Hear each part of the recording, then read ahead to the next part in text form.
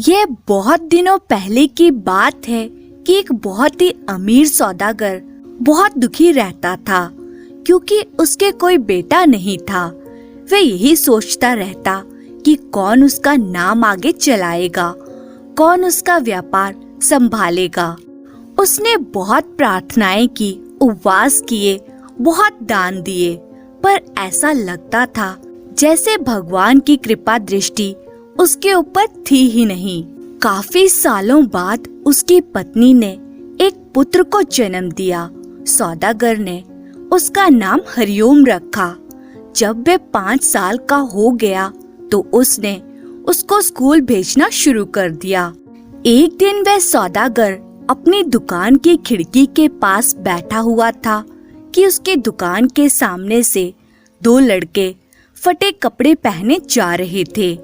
उसने उनको बुलाया और उनसे पूछा कि वे इतने गरीब क्यों हैं। उन्होंने उसको बताया कि उनके माता पिता की मृत्यु हो चुकी है और वे अपने किसी ऐसे रिश्तेदार को नहीं जानते जिससे वे कोई सहायता ले सकें। इसीलिए वे इस तरह मारे मारे फिर रहे हैं। ये सुनकर सौदागर को उन पर दया आ गई। वह उनको यह सोचकर अपने घर ले गया कि उसके बेटे को अच्छा साथ मिल जाएगा और साथ में वे दोनों लड़के उसकी दुकान पर इधर उधर का काम भी कर दिया करेंगे। उसने उनको अपने बेटे के साथ ही पढ़ाया लिखाया, पर ये दोनों बच्चे उसके लिए बहुत बुरे साबित हुए। बजाय इसके कि वे अपने इस दयालु मालिक को और प्यारे से साथी को धन्यवाद देते या उनके सहायता करते, उन्होंने तो उनके खिलाफ जालसाजी शुरू कर दी। वे सौदागर के बेटे हरिओम के साथ रोज स्कूल जाते, पर हरिओम तो बड़ी मेहनत से पढ़ता, जिससे वह तो बहुत होशियार हो गया, जबकि वे दोनों आलसी और लापरवाह थे। तो उन्होंने वहाँ अपने जैसे बच्चों से सिवाय बुराइयों के और कुछ नहीं सीखा। धीरे धीरे समय बीतता गया। हरिओम और वे दोनों लड़के जवान हो गए। कुछ समय बाद ही सौदागर ने शादी कराने वाले को कई जगह भेजा कि वह किसी अमीर परिवार की कोई सुंदर पढ़ी लिखी होशियार लड़की देखकर आए। लड़की देख ली गई और हरिओम की शादी तय हो गई। शादी के दिन सौदागर ने अपने बेटे को दूल्हे के जैसे कपड़े पहनाए और उसको दुल्हन के घर भेजा। दोनों लड़कों को इस बात का पता था तो वे उससे पहले ही उसके ससुराल पहुंच गए और दुल्हन के माता पिता को बहलाने फुसलाने की कोशिश करने लगे कि हरिओम तो पागल सा है, आप किससे अपनी बेटी की शादी कर रहे हैं। यह सुनकर वे दोनों बहुत दुखी और नाराज हुए। यह बात उनको कुछ दिन पहले पता चल गई होती तो उन्होंने सगाई तोड़ दी होती, पर अब वे क्या कर सकते थे। अब तो बहुत देर हो चुकी थी। दूल्हा अपने घर से चल चुका था। इधर वे दोनों लड़के फिर हरिओम से मिलने के लिए जल्दी से चलकर वापस आए और उसको दवा मिले हुए कुछ फल खाने पर मजबूर किया। उन फलों को खाकर वह बिल्कुल बेवकूफ सा दिखाई देने लगा।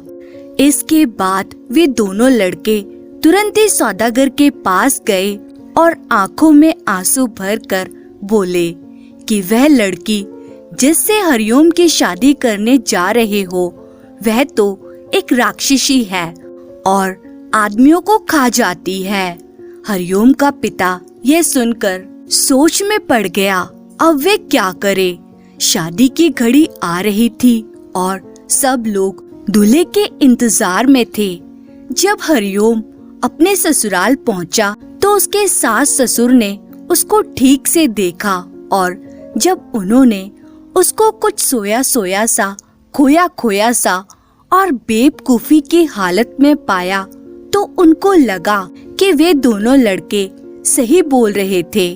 तो उन्होंने उसको अपनी बेटी देने से इनकार कर दिया, पर वे लड़की जिससे हरिओम की शादी होने वाली थी और जिसका नाम जानकी था, बहुत ही होशियार और अक्लमंद थी। उसको लगा कि इसमें उन दोनों भाइयों की कोई साजिश है। उसने अपने पिता को समझाया कि वह उसकी शादी हरिओम से ही कर दे। शादी की सारी रस्में पूरी की गई और उन दोनों की शादी हो गई।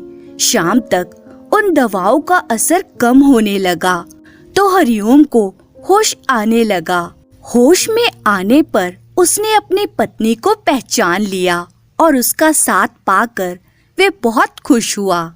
शादी के सभी रीति रिवाजों के पूरा होने के पश्चात हरिओम और उसकी पत्नी अपने घर वापस पहुँचे।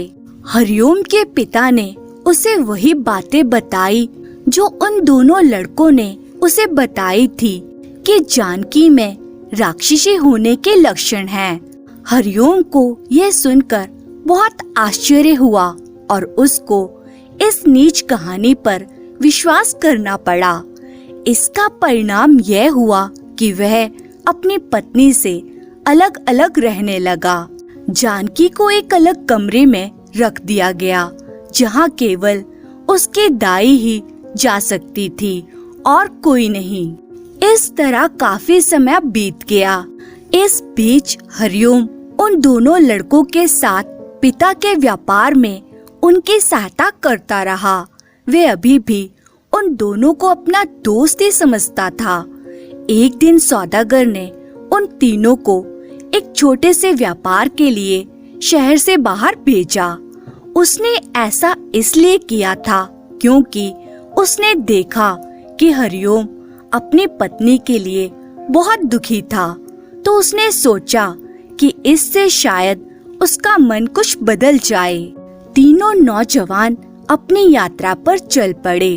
वे कई मील चले कि हरिओम को अचानक याद आया कि वह अपने हिसाब की कॉपियां तो घर पर ही भूल आया है। वे उनको लेने के लिए घर वापस लौटा और अपने दोनों दोस्तों से ये वायदा किया कि वह शाम तक लौटकर उनको पकड़ लेगा। ये हिसाब की कॉपियां जानकी के कमरे में रखी हुई थी। हरिओम तुरंत ही जानकी के कमरे की तरफ दौड़ा। वहां उसने अपनी पत्नी को देखा।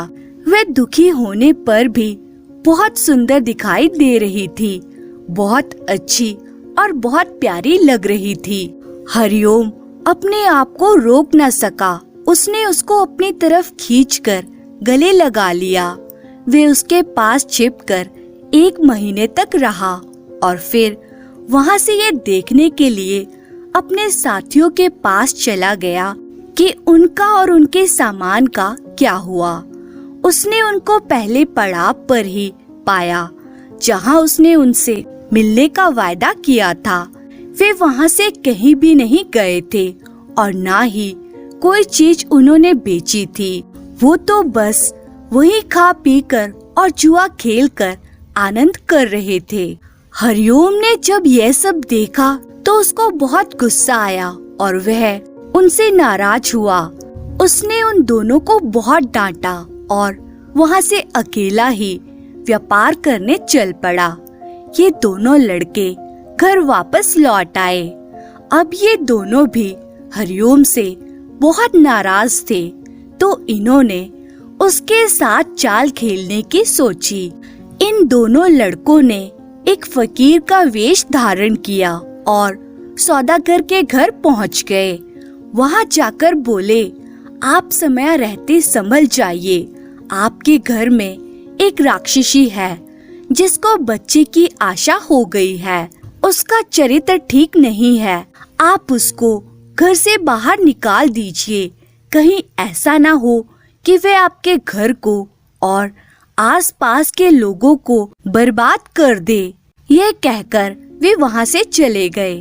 तब हरिओम के माता पिता इस सच्चाई का पता लगाने के लिए स्वयं जानकी के पास गए। वहां उनको पता चला कि उसको तो वाकई बच्चे की आशा थी। उसने उनको बहुत समझाने की कोशिश की कि वह कोई राक्षसी नहीं थी, बल्कि एक गुणवान स्त्री थी, पर सब बेकार। सौदागर ने धक्के मार मार कर जानकी को घर से बाहर निकाल दिया। जानकी अपने सास ससुर के सामने बहुत गिड़गिड़ाई, पर उन्होंने उसकी एक बात न सुनी। फिर वह उस घर से बाहर निकल गई और भटकती हुई जंगल पहुंच गई। जानकी कुछ दिन तक जंगल में ही रही और वहाँ जो भी फल सब्जियां मिली वे खाती रही। कुछ दिन बाद उसने वहाँ से जाने का विचार किया। फिर वह दूसरे देश चली गई। वहाँ जाकर वे एक बूढ़ी विधवा स्त्री से मिली और उसी के घर ठहर गई। दिन में वे लकड़ियाँ और कुछ और चीजें चुनने जाती, जिनको वे शाम को बाजार में बेच आती। रात को वह उस बुढ़िया के घर में सो जाती। समय आने पर उसने एक सुंदर से बेटे को जन्म दिया। इत्तेफाक की बात है कि उसी समय उस देश की रानी को भी बच्चा होने वाला था। रानी प्रार्थना कर रही थी कि उसके बेटा हो जाए, क्योंकि राजा ने उसको धमकी दी थी कि अगर उसके बेटा नहीं हुआ तो वह उसको मरवा देगा। इसीलिए उस बेचारी को बहुत चिंता लगी थी। रानी ने शाही दाइयों को बुलवाकर पूछा भी कि उसका बेटा होगा कि नहीं, पर सबने मना कर दिया कि नहीं, उसके बेटा नहीं होगा। उन्होंने उसको सलाह दी कि वह कोई हाल ही में जन्मा बेटा ले ले और वह बेटी जिसको रानी जन्म देगी उसको वे किसी को दे दे। रानी ने उनकी सलाह मान ली और एक नए जन्मे लड़के को ढूंढने के लिए सब जगह अपने दूत भेज दिए। उन दूतों में से एक दूत उस बूढ़ी विधवा के घर भी आया। उसने जब वह नया जन्मा बेटा वहाँ देखा तो उससे रानी के लिए उसको उसे बेचने की प्रार्थना की। वह बुढ़िया बहुत लालची थी, तो वह राजी हो गई। उसने उस बच्चे को उस आदमी को दे दिया और वह दूत उस बच्चे को रानी के पास ले गया। जब रानी को बच्चा हुआ तब बच्चे के जन्म की खबर फैलाई गई। सारे देश में खूब खुशियां मनाई गई। जब रानी की बेटी हुई तो उस बेटी को जानकी के बेटे के साथ बदल दिया गया। रानी ने अपनी बेटी को किसी दाई को दे दिया। सारे देश में खूब खुशियां मनाई गई। उधर जैसे ही दूत जानकी के बेटे को लेकर गया, बुढ़िया ने कुछ पत्थर इकट्ठे किए और उनमें से एक बड़ा पत्थर वहाँ रख दिया जहाँ जानकी का बच्चा सोता था, और बाकी बचे पत्थर एक अलमारी में रख दिए। जब जानकी वापस लौटी तो उसने उससे कहा कि कोई दैवीय स्त्री वहाँ आई थी जिसने उस बच्चे को पत्थर में बदल दिया, जैसे कि उसने उसके पहले भी कई बच्चों के साथ किया था। इस बात को साबित करने के लिए उसने उस अलमारी में रखे हुए वे बचे हुए पत्थर दिखलाए जो उसने वहाँ पहले से ही रखे हुए थे। उसने उसको यह भी बताया कि वे राक्षसी साल में वहाँ एक बार आती है। बेचारी जानकी अपने बच्चे के इस तरह खो जाने पर बहुत दुखी हुई, बहुत रोई। पहले तो उसका पति चला गया और अब उसका बच्चा भी चला गया। वह तो बस अब मरना चाहती थी। इस दुनिया में जीना उसके लिए बहुत ही मुश्किल हो गया था। वह अब किसके लिए जिए? जानकी दिन में लकड़ी और फल इकट्ठे करती और रात को उस नीच बुढ़िया के घर में लौट आती, जिसमें उसको बिल्कुल भी आराम नहीं मिलता था। इस बीच उसका बेटा यानी राजकुमार बड़ा होता रहा। वे एक बहुत ही चतुर और गुणी नौजवान बन गया। अपना काम करते समय राजकुमार अक्सर इस बुढ़िया विधवा के घर के पास से गुजरता था। एक दिन शाम को जब वह उस बुढ़िया के घर के पास से गुजर रहा था तो उसने जानकी को देखा जो अपना दिन का काम खत्म करके घर लौट रही थी। वे उसकी सुंदरता देखकर आश्चर्यचकित रह गया। उसने यह भी देख लिया कि वह कहाँ रहती है। जब वह महल लौटा तो राजा के पास गया और उस स्त्री से अपनी शादी करने की प्रार्थना करने लगा। राजा ने कहा कि वह उसके बारे में सोचेगा। राजा ने जानकी को अपने महल बुलवाया। वह खुद भी उसके सुंदरता और सीधेपन से बहुत प्रभावित हुआ। उसने उससे अपने बेटे के प्यार की बात बताई और उससे पूछा कि क्या वह उसके बेटे से शादी करना पसंद करेगी।